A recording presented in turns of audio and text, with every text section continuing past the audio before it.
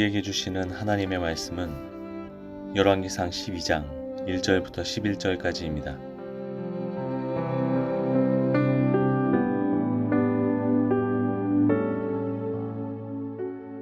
온 이스라엘이 르호보암을 왕으로 세우려고 세겜에 모였으므로 르호보암도 세겜으로 갔다. 느밧의 아들 여로보암도 이 소문을 들었다. 그때 그는 솔로몬 왕을 피하여 이집트로 가서 있었다. 이집트에서 사람들이 여로보암을 불러내니 그가 이스라엘의 모든 회중과 함께 르호보암에게로 가서 이렇게 말하였다. 임금님의 아버지께서는 우리에게 무거운 멍에를 메우셨습니다. 이제 임금님께서는 임금님의 아버지께서 우리에게 지워주신 중노동과 그가 우리에게 메워주신 이 무거운 멍에를 가볍게 해주십시오. 그러면 우리가 임금님을 섬기겠습니다. 르호보암이 그들에게 말하였다. 돌아갔다가 사흘 뒤에 나에게로 다시 오도록 하시오.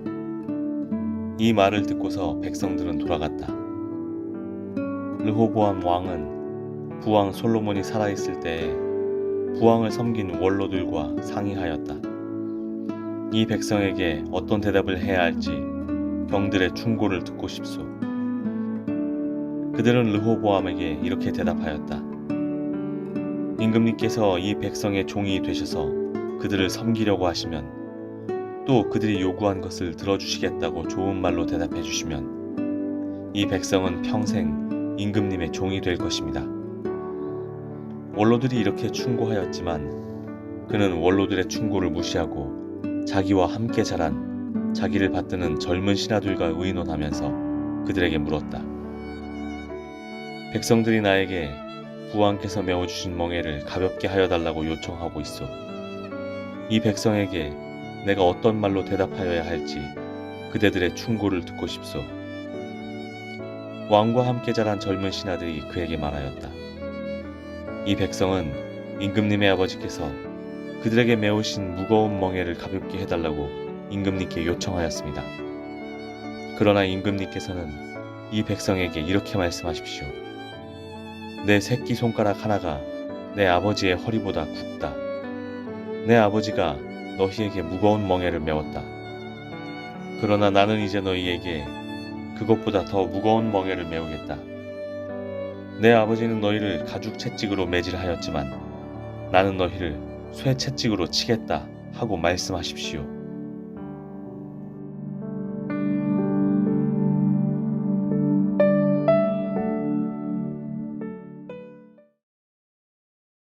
솔로몬이 죽고 그의 아들 르호보암이 왕이 되려고 세겜에 모였습니다. 여로보암과 사람들은 르호보암에게 물었습니다. 임금님의 아버지께서 우리에게 지워주신 중노동과 그가 우리에게 메워주신 이 무거운 멍에를 가볍게 해주십시오. 그러면 임금님을 섬기겠습니다. 솔로몬 때에 성전과 왕궁을 지은 백성들입니다. 수십 년간 그 공사를 했으니 참 피곤하지 않았겠습니까? 그 기간을 겪어본 자비로운 왕이라면 몇 년이라도 쉼의 시간을 주었을 텐데 르호보암은 그런 마음이 없었습니다. 그들에게는 사흘이라는 시간을 요청하고 아버지 솔로몬 왕을 섬겼던 원로들과 상의를 합니다. 이런 요구를 했는데 어떻게 하면 좋을까요? 원로들은 르호보암에게 이렇게 대답합니다. 임금님께서 이 백성의 종이 되셔서 그들을 섬기려고 하시면 또 그들이 요구한 것을 들어주시겠다고 좋은 말로 대답해 주시면 이 백성은 평생 임금님의 종이 될 것입니다. 이렇게 원로들은 대답을 했지만 르호보암은 원로들의 대답을 무시했습니다. 자신의 뜻과는 달랐기 때문입니다. 그들이 나의 종이 되어야 하는데 왕인 내가 그들의 종이 되어야 해? 원로들의 답변을 잘못 이해하고 무시를 합니다. 예수님도 누가복음 14장 7절에서부터 11절까지 이렇게 말씀하십니다. 예수께서는 초청을 받은 사람들이 윗자리를 골라 잡는 것을 보시고 그들에게 비유를 하나 말씀하셨다. 네가 누구에게 혼인잔치에 초대를 받거든 높은 자리에 앉지 말아라. 혹시 손님 가운데서 너보다 더 귀한 사람이 초대를 받았을 경우에 너와 그를 초대한 사람이 와서 너더러 이분에게 자리를 내드리시오 하고 말할지 모른다. 그러면 너는 부끄러워하며 가장 낮은 자리로 내려앉게 될 것이다. 네가 초대를 받거든 가서 맨 끝자리에 앉아라. 그리하면 너를 청한 사람이 와서 너더러 친구여 윗자리로 올라앉으시오 하고 말할 것이다. 그때에 너는 너와 함께 앉은 모든 사람 앞에서 영광을 받을 것이다. 누구든지 자기를 높이면 낮아질 것이요 자기를 낮추면 높아질 것이다. 예수님의 말씀대로 원로들은 르호보암에게 종이 되기를 그러면 그들이 왕에게 종이 될 것이라고 조언한 것입니다. 그런데 르호보암은 이를 무시합니다. 자신과 생각이 다르기 때문이었을까요? 이번에는 함께 자란 젊은 신하들을 부릅니다. 그리고 물어봅니다. 그들의 대답은 어땠을까요? 10절부터 11절까지의 말씀입니다. 그들에게 이렇게 말씀하십시오. 내 새끼손가락 하나가 내 아버지의 허리보다 굵다.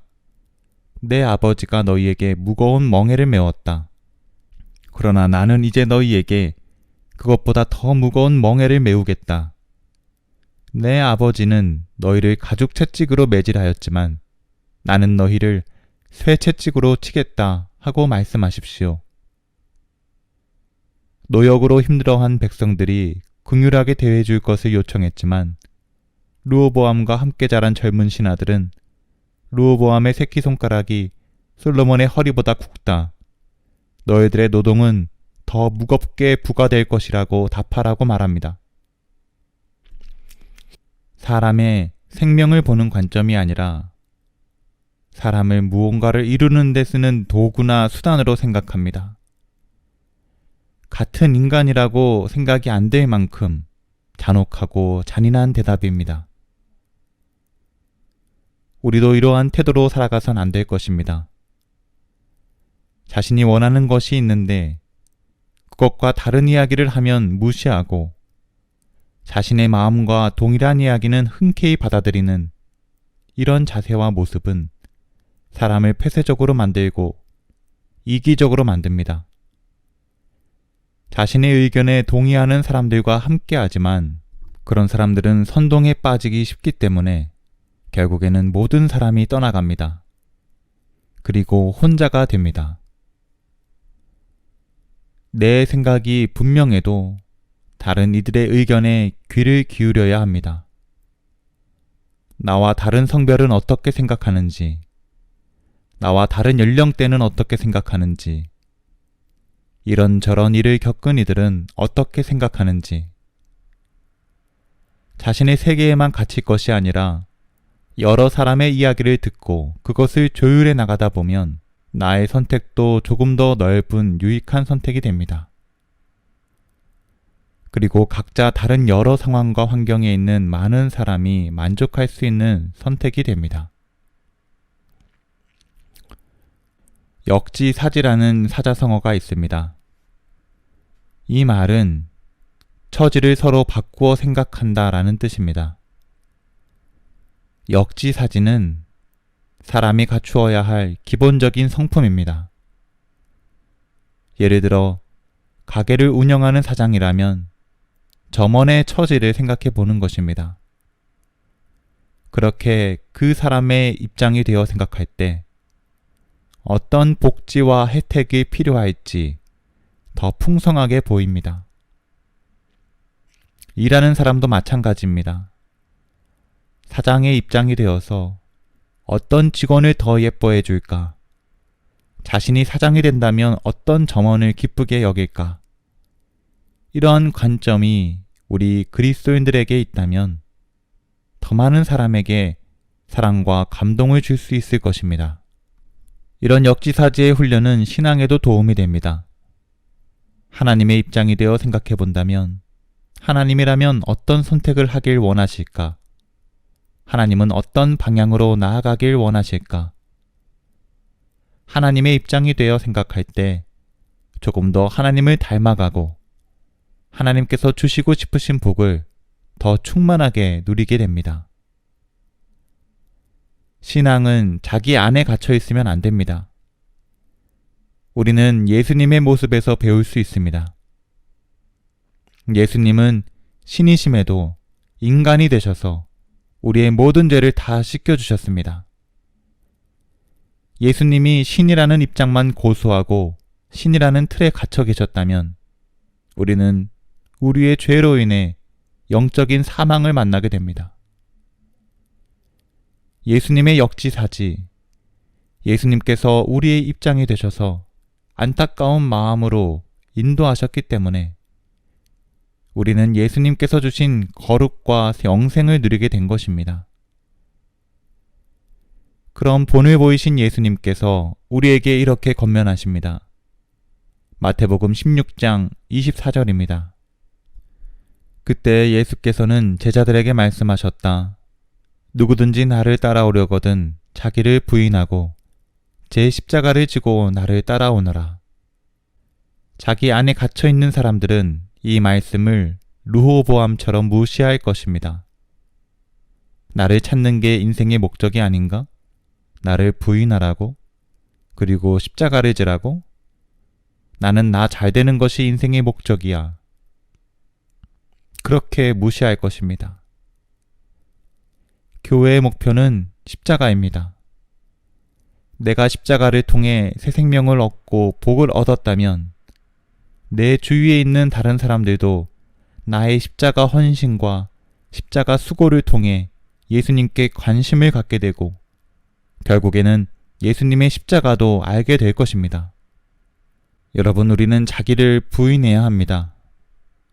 부인은 인정하지 않는다는 뜻을 가지고 있습니다. 내 생각에는 이것이 더 나을 것 같다. 이것이 성공할 수 있는 길이다. 이런 생각이 들 수 있습니다. 그런 생각이 들 때 부인하는 태도, 인정하지 않는 마음을 가지고 예수님의 방법과 관점을 묻는 기도의 시간을 가져야 합니다.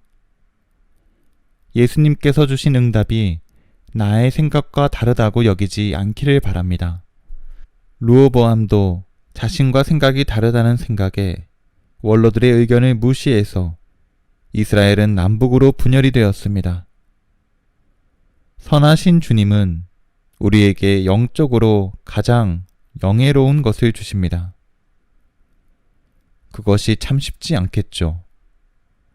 나의 생각은 분명한데 그것을 내려놓고 예수님의 응답을 따른다. 우리의 생각으로는 답답할 수가 있습니다. 그래서 자기 십자가를 지고 나를 따르라고 명령하시는 것입니다. 나의 생각을 부인하는 일, 그것은 나의 십자가를 지는 것과 같습니다. 그 십자가를 지고 내 지식과 경험, 나의 데이터와 분석이 아니라 예수님만을 따라간다면 예수님은 그 길을 선하게 인도하셔서 더 많은 사람이 인생의 의미를 알 수 있도록 열어주실 것입니다. 먼저 본을 보이신 예수님의 뒤를 따라 자기를 부인하고 자기 십자가를 지고 나아가는 저와 여러분 되시기를 주님의 이름으로 축복합니다. 기도하겠습니다. 주님, 우리에게 들을 수 있는 귀를 주셔서 감사합니다.